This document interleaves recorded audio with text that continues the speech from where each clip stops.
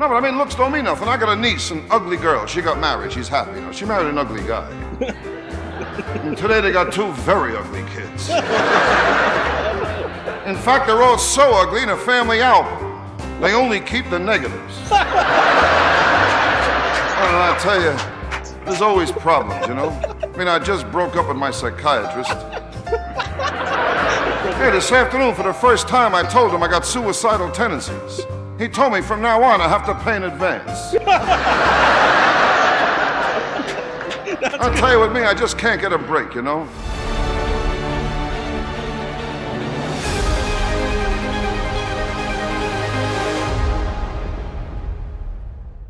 Hey, I'm Layne. I'm Thien, and this is Wow! What?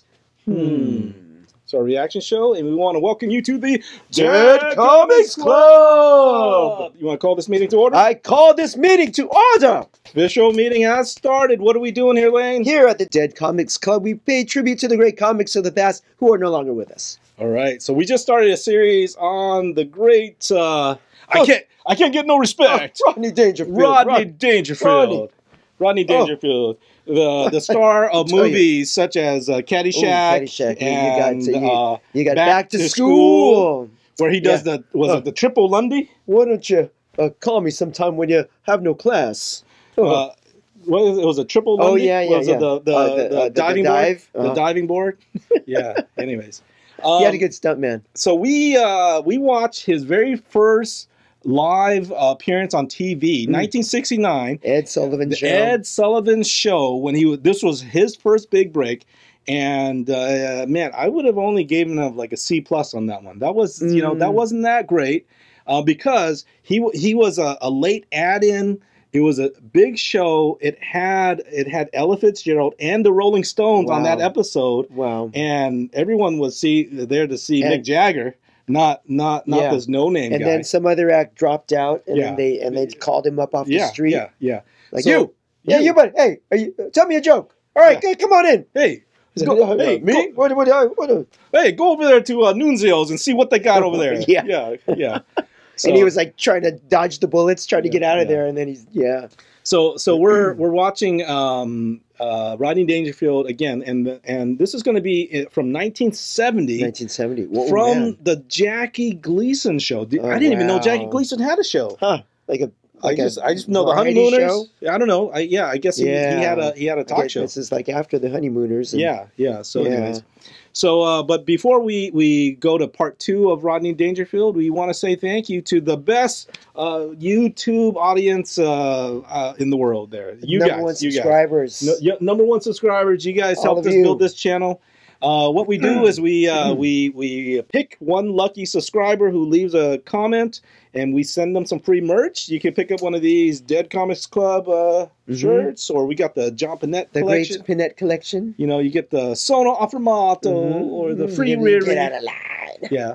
So we got like a dozen different designs. So anyways, we're going to give away a free shirt to one lucky subscriber. So who's the winner today? Our winner today. Drum roll. Right. It is what is it? P-A-N 1013. 1013. P-A-N. Pawn. Well, you know who you are. Yeah. Hey, Pa Ann. I don't know if that's a guy or a girl or not. See, I went. You can't tell. Yeah. See. So Pa Ann. 1013. He thinks I favor the ladies. Hey. But this one, who knows? Yeah. So Paw Ann, go look through our merch store, pick out a shirt you like, tell us where to send it, and email us here at there's our email, wowwhatin@gmail.com, and we'll ship it to you. We'll ship it to you for free.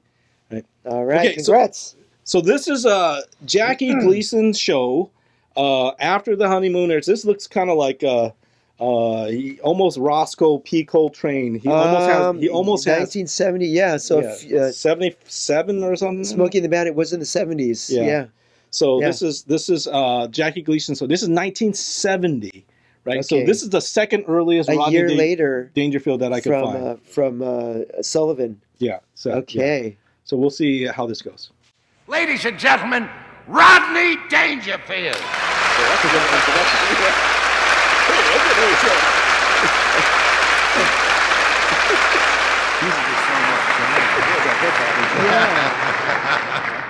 Rodney, tell me, is it the truth? Don't you really get any respect? Jackie, I don't get no respect at all. No. That's his bit. I mean, I remember when I was a kid, we played hide and seek. Well, they wouldn't even look for me. I'll tell you, it's the same thing with my friends, no respect. No? Well, my friends tell me when I call them on the phone, I should use a certain signal. Let it ring twice, hang up, and don't call back. I'll tell you though, Jackie, I respect you, you know. You look great. Remember, you look thin. Well, it's really no problem to look thin. Really? No problem at all? Well, tell me, how do you look thin? Just hang around real fat people, that's all.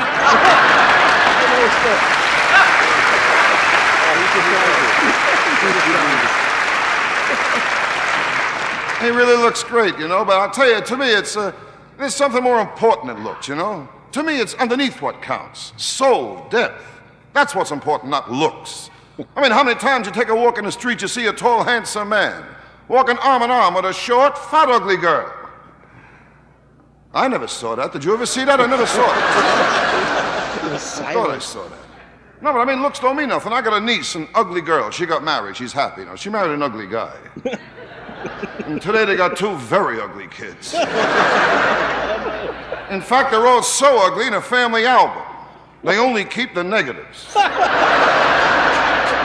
I'll tell you, there's always problems, you know? I mean, I just broke up with my psychiatrist.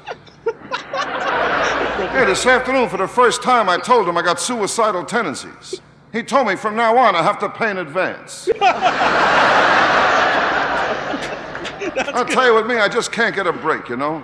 I mean, I flew down here from New York to do the show. I never get lucky, like the seat next to me, a pretty girl or something. I always get a loser. I mean, an old man sat next to me. He must have been in his 80s, you know. We had dinner together on a plane. I mean, this guy was old. I asked him to pass me the salt and pepper. He had to make 2 trips. And I tell you, the whole flight, I was nervous. I mean, I got nervous as soon as the pilot made his first announcement. He asked if the Miami airport was open late on Thursday night. I don't know. There's always something, you know. And sometimes I turn to my wife for some understanding. But she's a cold person. She was always cold. I remember the first time I kissed her, I felt guilty. Yeah, because I wanted to open my eyes. And I know when you kiss, you're not supposed to open your eyes. I said to myself, go ahead, don't feel guilty, open your eyes, you know? Oh, no. So I opened my eyes. She was staring at me.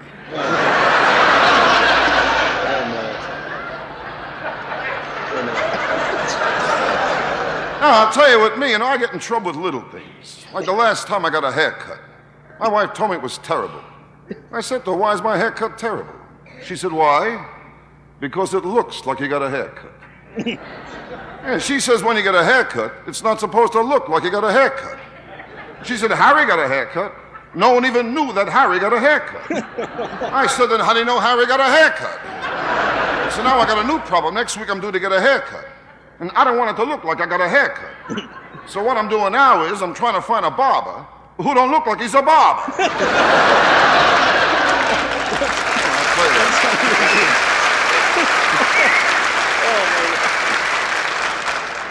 I'll tell you what, my wife is always something, you know? And like the other day she told me she gave me the best years of her life. And what worries me now is, I mean, what's coming up? Those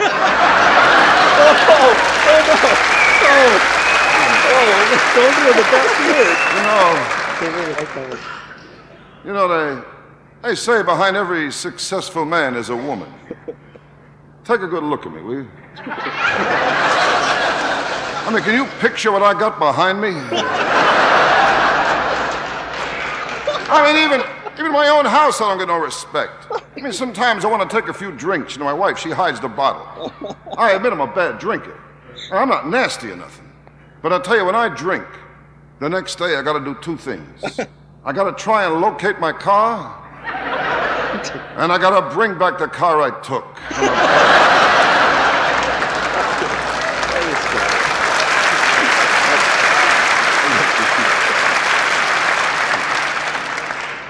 It's nice here, though, you know. Jackie Gleason Show, they treat you right. Miami Beach, palm trees, everything. It's so nice, you know. So different than my neighborhood. I live in New York on the west side, you know. Rough neighborhood, rough. I'll tell you, I live in the only neighborhood when I plan my budget, I allow for hold-up money. It's a rough neighborhood. I'll tell you, where I live, nobody has respect for the law. Last week on my block, they rifled off a police car. There were 2 cops still in it. And the police station's right on my block. Even the cops are afraid. Only police station I know, the front door has a peephole in it. I'll tell you, there's one cop there that's really tough, though. I saw him the other night. This cop, he's tough. And this cop, he fired 3 warning shots into the guy he was warning. Now, I'll tell you the truth, there's one thing in this country I can't figure out. I mean, the streets are unsafe, parks are unsafe, subways are unsafe, but under our arms we have complete protection.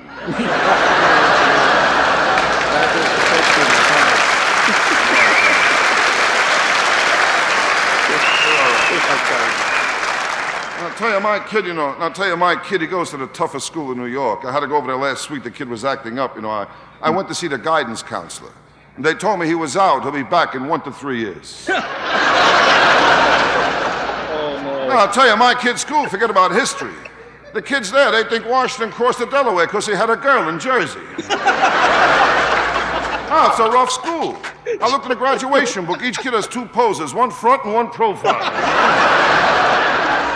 And that's where I live, New York, 86th Street, West Side. I live in an older building there, a much older building. I live in the kind of building like when I take a shower, I never get under it right away. First 5 minutes, I get rust.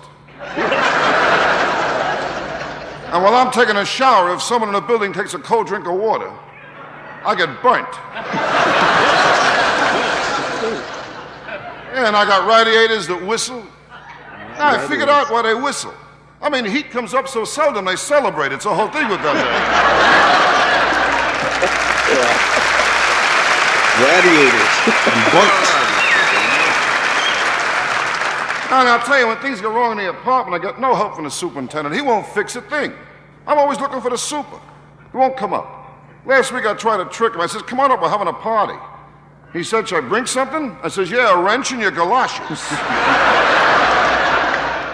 And I'll tell you something else in my neighborhood I don't like. They're always coming around asking for donations, support different movements, drives, causes. Guy knocked on my door last week. He told me how the Korean people need our help. And he said if I give just $1, then Sugu and his wife and 12 kids, they can have rice for a whole year. And not only can I have rice for a whole year, but the kids all get books and pencils. And Sugu can get a new boat. And they can send 4 kids to college. And I told him I'd be very happy to give Sugu $1 if he would show my wife how to stretch a buck that far, Oh, man. Oh, man. Okay, 1970. All right, they're making fun. Yeah. Sugu. Man, right? You know what's funny is he's got the same topics, right? His wife, his neighborhood, his building. He doesn't his repeat. Landlord. He doesn't repeat. Yeah, there was only the one repeat, right? Yeah. Of the galoshes. Yeah, galoshes. And bring your wrench in your galoshes. Yeah, I thought he was going to do the whole thing. It was different material. That was impressive. Yeah. Yeah. He probably, those are all his topics. Just the New York, his wife. Yeah. Get no respect. Sugu, that was kind of out of left field. Yeah, Where did that come from? Sugu. Right. Again, comments. Okay to laugh? Okay to laugh at that? Or okay. Let the debating start. Well, neither of us are Korean, so yeah. Well, we are in the Asian umbrella, though. You know. I don't know. Yeah, Sugu. That's getting close to. That's getting close to a little offensive there. We'll see. We'll see. Yeah, man.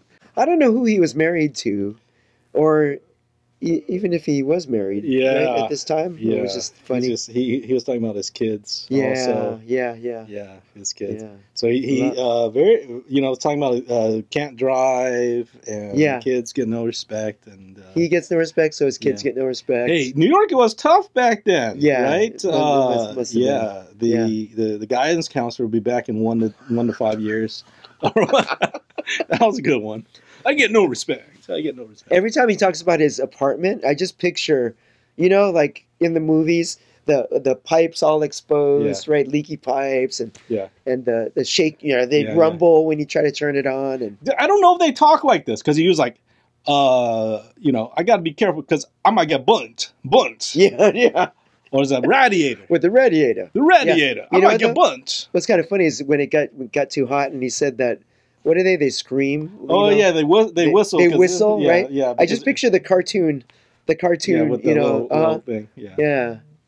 Right. This is good stuff. All right. Yeah. All right. So we're going to continue on with our journey through Rodney Dangerfield land. Yeah. This is fun. This is fun. Fun. This is getting better. I like it's this. It's neat too because it's back in the 60s honestly, and 70s. he's getting more comfortable. He's getting more comfortable. He did the back and forth with Roscoe Pico Train.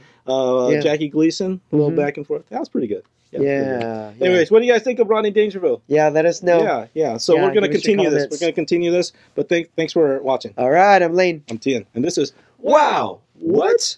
I get no respect. Oh, man, growing up in New York, it's tough. It's tough out there. In the West Side. West Side. Whoa. I tell you.